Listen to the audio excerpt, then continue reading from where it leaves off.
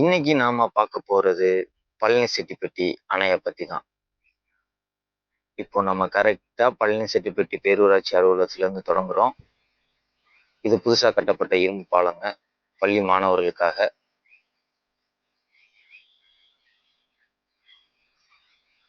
இந்த ஸ்கூல்ல படிக்காதவங்க யாரும் இருக்க முடியாது. இந்த ஊரை பொறுத்த அளவுக்கு பழனியப்பா ஸ்கூல் ரொம்ப பழமையான ஸ்கூல்.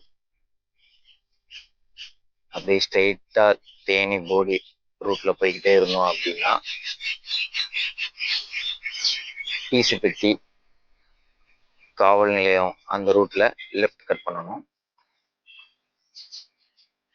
இது ஸ்ட்ரெயிட்டா போயிட்டு ரைட் எடுத்தோம் அப்படின்னா போலீஸ் ஸ்டேஷன் இருக்கு. அதே ரூட்லயே அப்படியே பயணம் பண்ணோம் அப்படின்னா உள்ளதாங்க அணை இருக்கு. இந்த சாலையோரமா இருக்கிறதுலாம் ஆக்சிடென்ட், போலீஸ் கேஸ் சம்பந்தமான வாகனங்கள். உள்ள பாத்தீங்கன்னா எடுத்த உடனே ஒரு இடுகாடு இருக்கும்.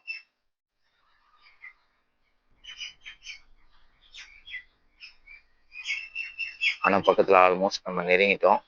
பாத்தீங்களா, நம்ம சொன்ன இடுகாடு வந்துருச்சு. பக்கத்துல போர்டு பாத்தீங்களா, பழனியப்பா குடும்பத்தாருக்கு பாத்திக்கப்பட்ட அணை மற்றும் அணை கருப்பசாமி திருக்கோயில். உள்ள என்ட்ரி ஆயிட்டோம். சலவை தொழிலாளர்களின் வாழ்வாதாரமாக விளங்குது இந்த அணை.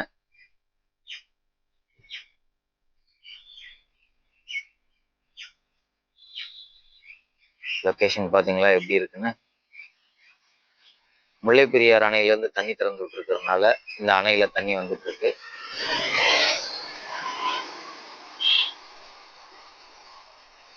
நல்ல ஸ்விம்மிங் பூல் மாதிரி இருக்குங்க. கோடையை குதூகலிக்க செம்ம ஸ்பாட் இது.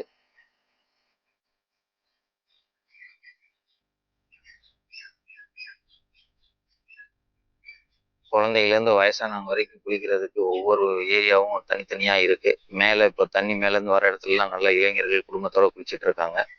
அப்படியே கீழே பாத்தீங்கன்னா வயசானவங்க எல்லாம் ஒவ்வொரு பகுதியில அவங்களுக்கு தகுந்தாப்புல இருக்கிற இடத்துல குளிச்சுட்டு இருக்காங்க. ஒரு பக்கம் துவைச்சிட்டு இருக்காங்க. அந்த அளவுக்கு வடிவமைப்பா கட்டியிருக்காங்க இந்த அணைய.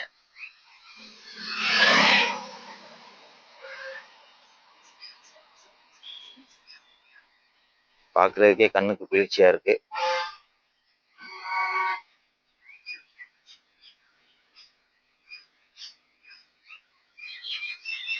இது உள்ளதாங்க அணை கருப்பசாமி இருக்காரு. அந்த அணை கருப்பசாமி போகணும் அப்படின்னா இந்த பாலத்துலதான் நம்ம போகணும். இப்போ தண்ணி ரொம்ப கம்மியா தான் இருக்கு. மழை காலத்துலலாம் வெறும் வெள்ளமா ஓடும் இந்த பகுதியில தண்ணி. கோடை காலத்துலயும் இவ்வளவு தண்ணி இருக்கிறது ரொம்ப சந்தோஷம்தான். வாங்க கருப்பசாமி கோயிலுக்கு போலாம்.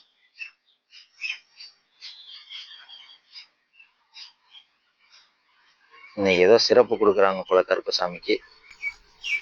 தாங்க நினைச்சிருந்து நிறைவேறினவங்க கருப்பசாமிக்கு கிடா வெட்டி படையலிட்டு சிறப்பு தருவாங்க. மேல போர்டு பாத்தீங்களா, அணை கருப்பசாமி கோயிலை நம்ம ரீச் பண்ணிட்டோம்.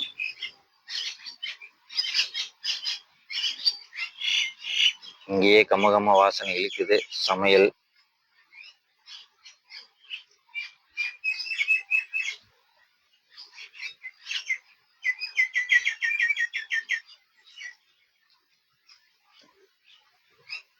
ஒரு நல்ல மன அமைதி தேவைன்னா இந்த இடத்துல வந்து உட்காந்துக்கலாம். சிலு சிலுன்னு காத்து ஒரு பக்கம், இன்னொரு பக்கம் பறவைகளின் ரிங்காரம் இடும் சத்தம்.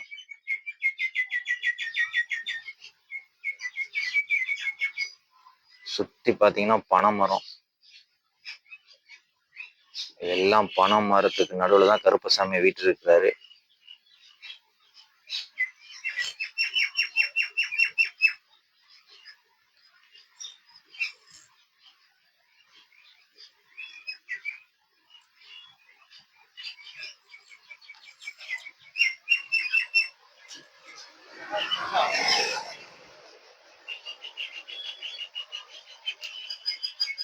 அது உணவு பரிமாறுற கூடம்.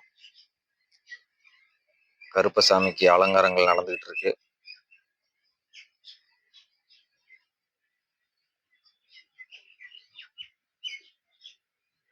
அதனால சாமி இப்போதைக்கு பார்க்க முடியல. அந்த கோயில்லேருந்து நம்ம ரைட் எடுத்தோம் அப்படின்னா இப்படிப்பட்ட ஒரு வியூ இருக்குங்க. இது எப்படின்னா ஒரு சின்ன காட்டுப்பகுதி மாதிரி இருக்கும். இந்த காட்டுப்பகுதியிலேருந்து இதுலேயே இந்த ஒத்தையடி பாதையிலே நடந்து போனோம் அப்படின்னா மறுக்கரையில் நயாகரா ஃபால்ஸ் மாதிரி ஒரு நல்ல வியூவபுளான அருவி ஒன்று இருக்கு, தடுப்பணை அருவி. இங்கேருந்து ஒரு 100 மீட்டர்ஸ் நம்ம நடந்து போகணும். இப்போ மழை இல்லாதனால சம்மர் சீசன்றனால ஒரே சருகுகளாக இருக்கு.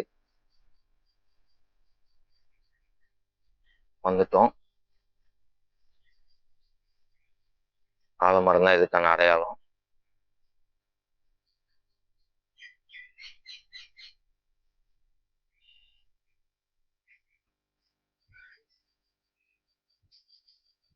இதுதாங்க அந்த தடுப்பணை.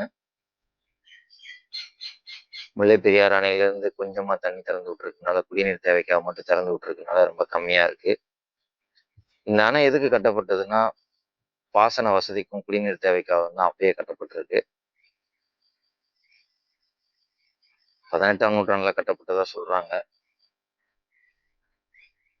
இந்த பக்கம் பிசிப்பட்டி, பழனி செட்டிப்பட்டி, அந்த பக்கம் பாத்தீங்கன்னா சத்திரப்பட்டி, வயல்பட்டி.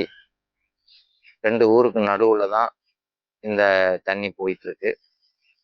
அந்த ஊர் மக்கள் எல்லாம் அங்க வந்து குளிக்கிறாங்க, துவைக்கிறாங்க. இப்போ நம்ம தடுப்பணையின் மேல் பகுதியில் வந்து பார்க்குறோம். பழமையான முறையில் இந்த தடுப்பணையை கட்டியிருக்காங்க பார்த்தீங்களா.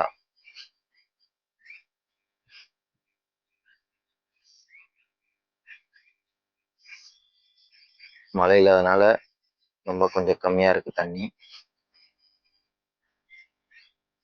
மலையும் மலை சார்ந்த பகுதியுமா இது காட்சியளிக்குது. சுற்றி விவசாயம் தான். இங்கிருந்து தண்ணியை பம்பிங் பண்ணி அதை சுத்திகரித்து விநியோகிக்கிறாங்க.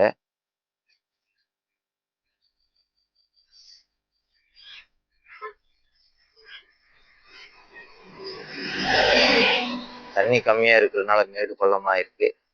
அங்கே பசங்கள்லாம் நம்மளோட வந்து மீன் பிடிச்சிட்டு இருக்காங்க. தண்ணியில எந்த மீன் வாடையும் இல்லை, நல்லா தான் இருக்கு. கொஞ்சமா தண்ணி வந்தாலும் ஓடுற தண்ணி தான்.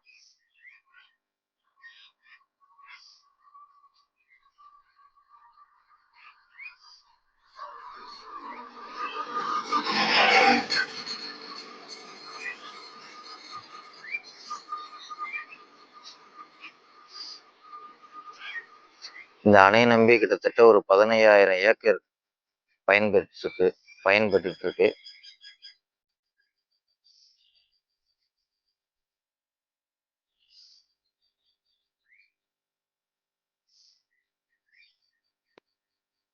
சுத்தி தென்னை மரம், பனை மரம், விவசாயமா இருக்கு.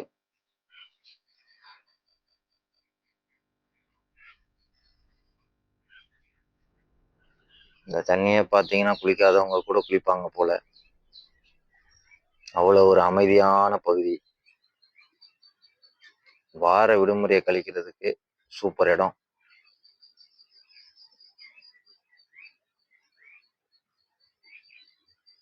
தண்ணி வரும்போது ஒரு தடவை விசிட் பண்ணி பாருங்க எப்படி இருக்குன்னு. இந்த பகுதியில் வர தண்ணி தாங்க நம்ம முதல்ல ஒரு இடம் பார்த்தோம்ல, தண்ணி கொட்டிட்டு இருந்ததில்ல, இங்கேருந்து போகிற தண்ணி தான் அதில் வருது. நல்ல மாங்குரோவ் காடுகள் மாதிரி இந்த தண்ணி, 2 பக்கமும் மரம். தண்ணி அவ்வளோ கிளியர் கிறிஸ்டலாக இருக்குது. பார்க்குறதுக்கே சந்தோஷமாக இருக்குது. நீங்கள் ஒரு முறை வந்து பாருங்கள், மறக்க மாட்டீங்க.